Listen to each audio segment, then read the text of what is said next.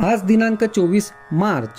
आजच्या प्रवचनाचा विषय प्रपंच हा परमार्थाला साधन म्हणून वापरावा. आपले खरे समाधान भगवंताजवळ आहे आणि ते मिळवण्यासाठी भगवंताचे प्रेम आम्हाला लागणे जरूर आहे. ते प्रेम आपल्याला कसे मिळेल याचा आपण विचार करू. वास्तविक आईचे तिच्या मुलावरचे प्रेम स्वाभाविक असते.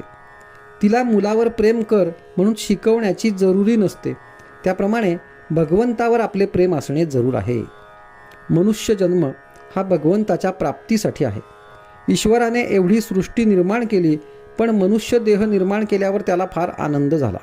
त्याला वाटले, खरोखर या योनीमध्ये जन्म घेणाऱ्याला माझे प्रेम मिळविता येऊन मला ओळखता येईल. असे असताना मनुष्य प्राण्याला भगवंताचे प्रेम स्वाभाविक का बरे असू नये? मनुष्य प्राणी हा नेहमी आनंदासाठी धडपडत असतो. मग या धडपडीतून भगवंताचे प्रेम त्याला का बरे येऊ नये? मला वाटते, ज्या ध्येयासाठी आपण धडपडत असतो ते ध्येय ठरविताना आम्ही चुकत असलो पाहिजे. आमचे ध्येय असे असले पाहिजे की त्यातून आम्हाला शाश्वत आनंद मिळवता आला पाहिजे. तो आनंद जर एवढ्या कष्टाने मेहनतीने सुद्धा आम्हाला मिळत नसेल तर आमचे ध्येयच चुकले असे म्हणायला कोणती अडचण आहे तुम्ही सांगा.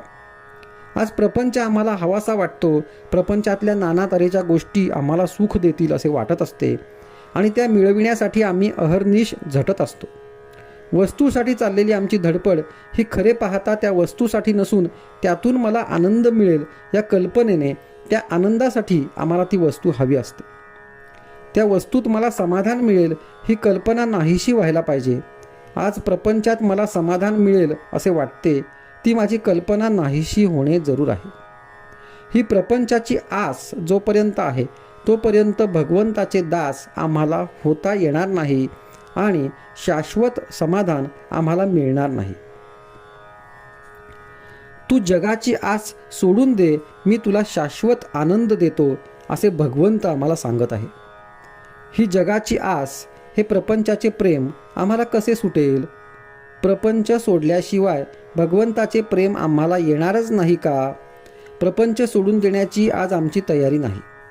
तो न सोडता भगवंताचे कसे होता येईल ह्यासाठी संतांनी मार्ग सांगितला आहे.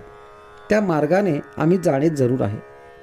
ज्याप्रमाणे आपण आपल्या खिशातील पैसे त्या खिशामध्ये ठेवतो, त्याप्रमाणे प्रपंचातील आपले मन आपण काढून भगवंताकडे लावावे. तसे करण्यात समाधान आहे. आजचा सुविचार. दिवा जळायला हवा असेल तर त्यामध्ये सतत तेल घातले पाहिजे. तसे भगवंताचे अनुसंधान सारखे राहण्यासाठी त्याचे नामस्मरण आपण सतत करीत असावे.